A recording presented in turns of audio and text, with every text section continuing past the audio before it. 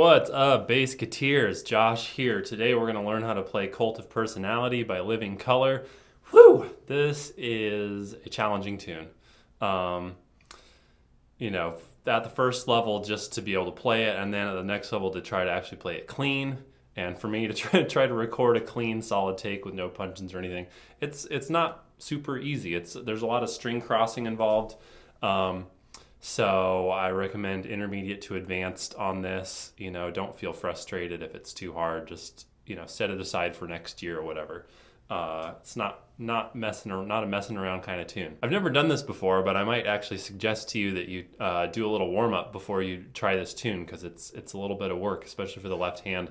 You can check out my finger twisters for bass video. That'll get your hands warmed up. There's a lot of string crossing with the right hand and just a lot of difficult fingerings with the left hand. So what we're going to do today, first of all, you want to download the PDF by clicking here, and you can get a digital version of this, which I'll be referencing off of a physical copy today, which I don't normally do, just because it's 4 pages. It's a lot to think about. So we've got bar numbers and stuff we can reference together. So download the PDF. And what we're going to do is not 100%, we're not going to be able to play along through the whole tune together at reduced tempos with every section, because it would just take too long. And this tune is challenging enough that you're going to have to rely on your self-teaching skills to some extent. But you've already got a huge head start in that I've transcribed the bass line note for note with every little variation and fill written the way it was on the record to the best of my abilities, but I think I did a pretty good job. So basically, this tune, there aren't too many parts. You've basically got a verse / chorus blend and a bridge and some solo sections that use those, and then the main riff, which is the hardest part, I think. So there's not that many sections. There's a lot of repeating material through the tune, which is however long it is, 4 or 5 minutes. So once you get the basic stuff down, then you've got a pretty good head start on most of the tune. So just starting right in here, I'm going to be referencing my physical copy, and you're going to be looking at the PDF. And you'll notice on the left side of each system, there's a bar number there. The second line says 5, then 9, then 13. So you can use that to find the specific bar numbers I'm talking about, which is important since we've got however many it is, 93 bars of music here. With repeats and everything. So, tune starts with vocal cue, then the guitar, then we come in with the basic bass riff for the verses. And there's a lot of little variations on this line, but basically what it is, first of all, G mixolydian all the way in this verse part. The riff, the bass riff for the verse, and also the main riff is all G mixolydian. So you want to make sure you're comfortable with the mixolydian scale. You can check out a video I've done on that in the past. So our basic line is just root 7, 5, root 6. And then that repeats again, slightly different rhythmic values. Different rhythmic placement, I mean. It's basically just the same thing repeated on 1 and then starting again on the and of 2.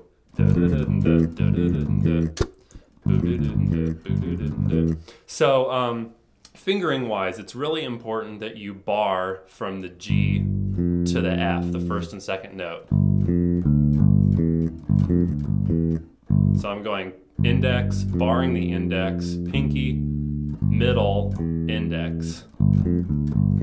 So index, bar, pinky, switch to middle finger on the root, because then we're going to go up index finger on the E, which is the major 6th off of the mixolydian scale.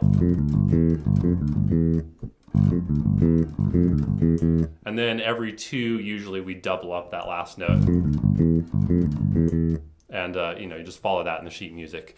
The main variation on that line is taking that last note, the E, down an octave.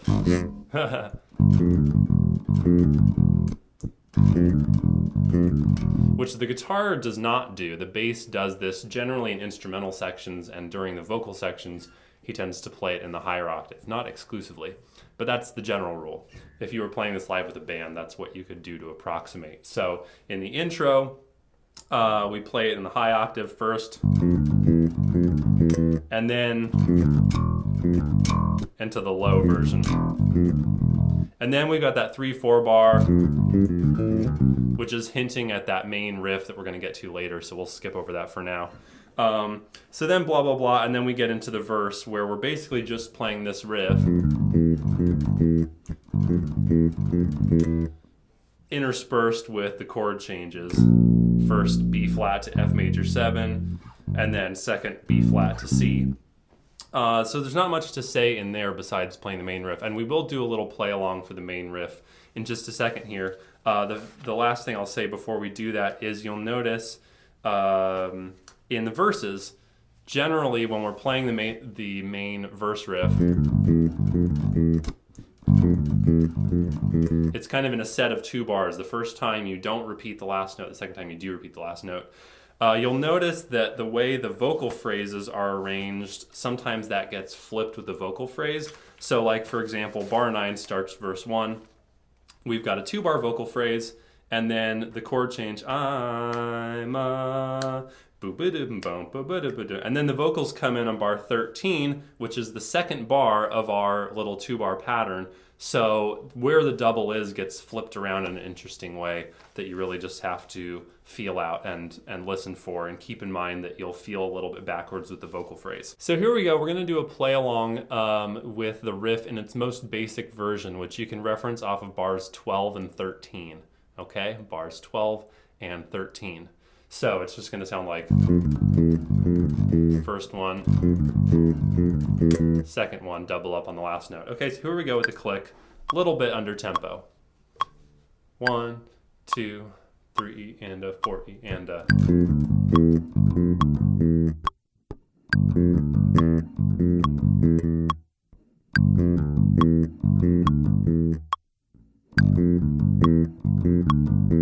So again, we're going to have limited play along opportunities just so we keep moving along here. Really, if anything, the main thing you'll get out of these play alongs is just hearing the bass line isolated at a slower tempo, just to inform your ear.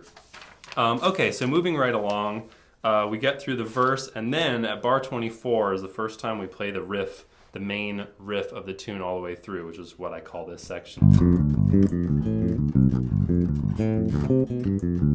which is in 3/4 time. So we've got a meter change from the normal 4/4 of the tune to 3/4. So we're going 2E and a 3E and a 1E and a 2E and a 3E and a. Let's talk about the left hand fingering on this before we try to play it, because that's really the tricky part. I'll leave the right hand to you, but the left hand, I just want to tell you what's working for me. So without further ado, index finger, index bar, pinky, index, pinky, index, pinky, index, middle, pinky, middle, index, middle, 1, 4, 2, 1, 2, 3, 4, 2, 4, 1, 4. I'll talk through that again.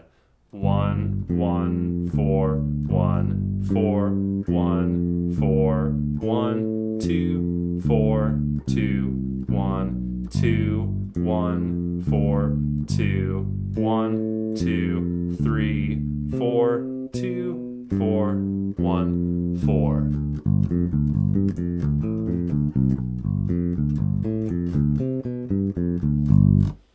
And that's that. It's not easy. It's going to take a lot of repetition to try to play it clean and have it sound good solo without the band track. It's not easy. That's a fingering that will work. It gives your fingers a chance to get where they need to go in time. So here we go with the click, just so you can hear it. You don't have to play along, just want you to hear it solo. Here we go. 1, 2E and a 3E and a.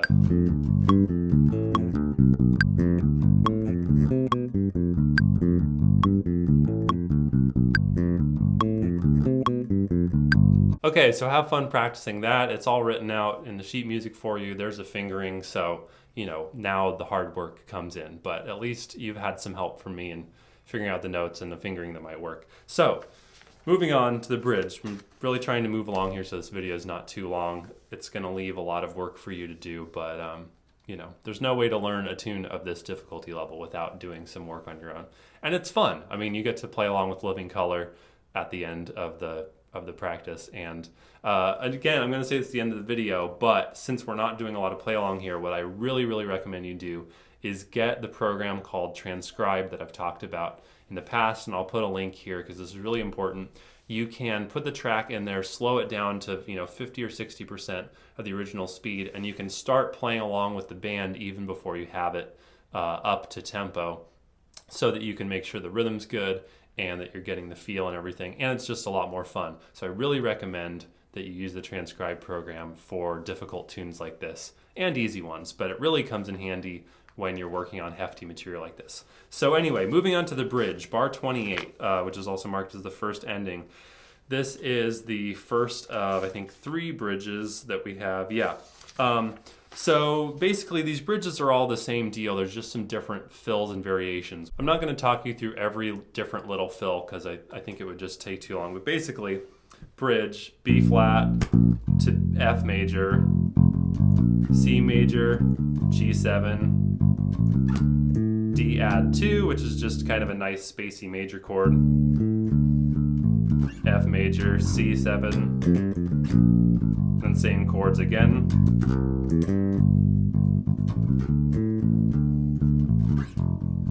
So it's a 4-bar phrase that repeats basically, and this chord progression is basically coming off of a G Dorian scale. So again, I feel like every time I make a funk video, we run up against this, which is a little bit of mixing of the major and minor thirds. So in the verses, we're working out the Mixolydian, we've got a B natural. In the bridges, we're going to a B flat chord, which clearly is not part of the Mixolydian scale. So then we're coming off of more of a minor sound. B flat would be the 3 chord in G minor, F would be the 7 chord in G minor, C major would be the 4 chord off of a G Dorian, so we've got a little modification there. Then we're back to the G major sound. So there's, again, blending of the major and minor tonalities in the funk world. Just becomes more and more apparent the more tunes I teach in this style. So 8 bars of the bridge, some fun little fills there, all based off of mostly off the triads of those chords plus corresponding scales. Then we get to solo 1, which is just a 4-bar guitar solo where you're just playing the main riff with the E in the low octave. 4 bars. Then verse 2 loops back around to verse 1, pretty much all the same stuff. So that's 2 pages down. Okay, so now we're at bridge 2, which is the second ending, top of page 3, bar 42. So many ways to say the same thing. All the bridges have the same chord progression. We just have some slightly different fills this time. So, for example, at the end of bar 42, instead of into the C chord, it's... So instead of doubling up the F, we're just going 1 F and then adding a little chromaticism up to the C. Same thing at the end of bar 43, going into the D chord. There's a little chromaticism that wasn't in the first bridge. So that's cool. And then... let's see what else is interesting there. Bar 48, which is the 3rd measure on the 2nd line. We've got a cool little chordal thing going on there. Just a little D plus a 9th. So that's fun flavor. Then a 2/4 bar leading into the long guitar solo. So then now solo 2. Bar 52, basically we're using the low E version of the verse riff, but with lots of cool little variations, like, so instead of having that 8th note rest on beat 2, like we normally do, now it's, so it's a straight stream of 16ths. That's a cool variation. You also get a little chromatic walk up at the end of the bar for E and a, and a few other ones that you'll see in there. So this will really challenge your 16th note syncopation reading, because there's a lot of subtle variations on the same line, which makes reading, you really have to be attentive with your reading. So then bar 60 really is the third bridge, but it's still within the guitar solo, but we go to the bridge changes.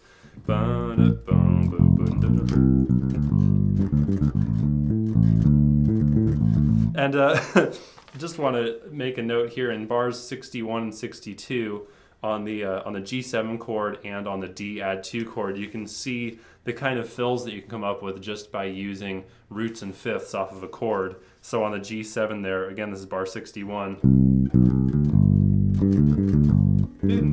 That's just octave, fifth, and the root. And then we get to the D chord, root, fifth, fifth, root, just wiggling around those notes.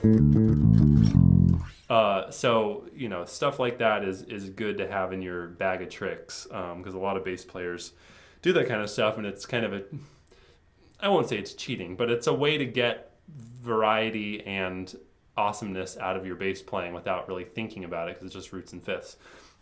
Then end of that line, bar 63, boom, boom, boom. We've got some sextuplets there, which are the only sextuplets in the tune, which is pretty fast. I really had to work to transcribe this fill because there's a ton of drumming on the toms that like right in the same frequency range as the bass. So you can take the notes with a grain of salt. I think they're pretty logical. You know, in a live situation, if you're going to play this with a band, I really wouldn't worry about playing that fill exactly the same because it just goes with the way the drum fill is on the record. But that's how I approximated that part. Everything else I feel pretty confident on, but that one I would be open to being a little bit wrong about. But it makes sense. Boom, ba-doom. It's just off of it's on a C7 chord, so it's off the C Mixolydian. 5, 6, 7, 6, 5, third root. And then back to the B flat chord. So that's fun and fast. Have fun with that. And then keep going. 64, that line at the bottom of page 3 is just the bridge again, similar fills and stuff. So last page, I love flinging paper around. Last page, luckily, for a while we get a reprieve from new stuff. We're just running the riff to finish up the solo. Verse 3, same riff as the first two verses. We end up repeating the form a little bit differently in the third verse, but you know, just read the music and you'll hear it. One little point of interest is in bar 79, you will notice that the chord symbol there is a G7 sharp 9, which is not marked anywhere earlier in the music. And the reason for that is because normally on the verses we're working with the G Mixolydian when we're on the G chords. But if you listen to the background vocals on the third verse, there's a B flat on the G chord. So even though we still have that implied Mixolydian sound, there's also the B flat happening. So now it's more of a sharp 9 because we've got root, major third, fifth, flat 7, and the sharp 9. So that's cool. That's the first time we actually see those two things coinciding at once. Just archaeological interest. So then the break, bar 86. First of all, it's a cool little variation there we haven't done before. Don't try new fingering in the middle of making a video. And then there's the break, ask not what you can do, ask not what your country can do for you, or whatever the hell it is. This break is actually in time, so boo ba dun dun, do ba dun dun, 2, 3, crack, boo ba dun dun. So you can actually count a pulse through that recorded talking break, and it'll come out in time as it's marked in the music. So bar 88, second system from the bottom, we just repeat the riff from before. If I can play it right. Twice. Then the outro there is really cool. We're just taking the last, not quite the last 4 notes, what would be the first 4 notes of the last 5 notes of the main riff. Because normally the main riff would go, those would be the last 5 notes, C, B, G, F, D. So we're chopping the D off, turning the F into an 8th note. What's happening with this rhythm at the end is actually a 5/4 kind of polyrhythm grouping, because we're starting our phrase on the of 2 in bar 91. So from bar 91, there we go. Da, da, da, da.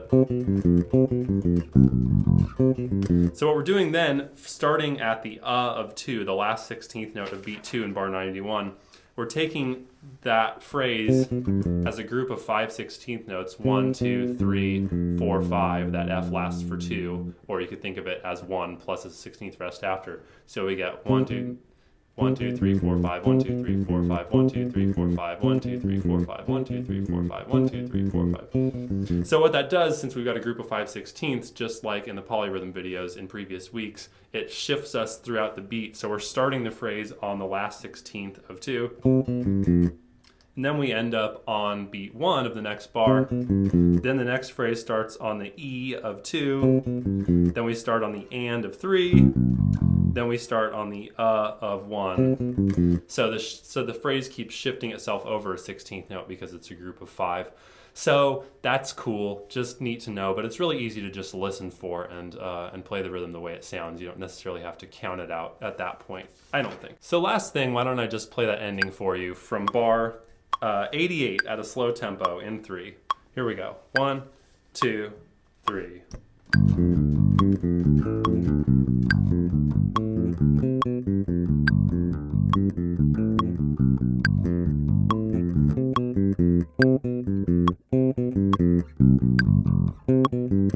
Alright gang, I hope this video has been helpful. I know that this is one of my signature videos where I don't explain everything totally in 100% detail because there's just too much stuff in this tune. I could work with a student for, a couple months on this tune, just getting into all the little fine points and stuff. So you're really gonna have to, since we're in this YouTube situation, I can't actually talk to you personally. You're gonna have to do a lot of the work on your own, but just think of what you've got from this video. You've got full sheet music and tablature for the whole tune. You've got some left-hand fingerings for the more difficult parts, and you can listen to how these bass parts sound isolated at a slower tempo with the little pseudo play-alongs I did in this video. So I think that'll all be helpful, and again, I really recommend that you get Transcribe. You can try it for free for 30 days, and when you want to buy it, it's like 39 bucks or something for a lifetime license. Anyway, Transcribe is a really killer program. I've been using it myself for years and recommending it to students, and everybody loves it. It's really easy to use. It works on any OS, and if you don't have some kind of program like this, it's hard to learn hard songs. You can slow stuff down. You can make loops out of little chunks for practice. You could just play over and over and over for 10 or 15 minutes without having to constantly, reset the record needle like we did in the old days, like I was even around for the old days. So Transcribe is really, really helpful for this kind of stuff. That's the summary of what I'm saying. Thank you guys for watching. Please subscribe, share these videos on your social media if you'd like to help me watch this channel grow and reach more people. If you'd like to support me financially, you can check out Patreon, where you can get Kickstarter style rewards for contributing a small amount per video. You can also donate through joshfossgreen.com with PayPal or Venmo. I will hit you back with more bass lessons next time I see ya. Be excellent to each other and party on, dudes.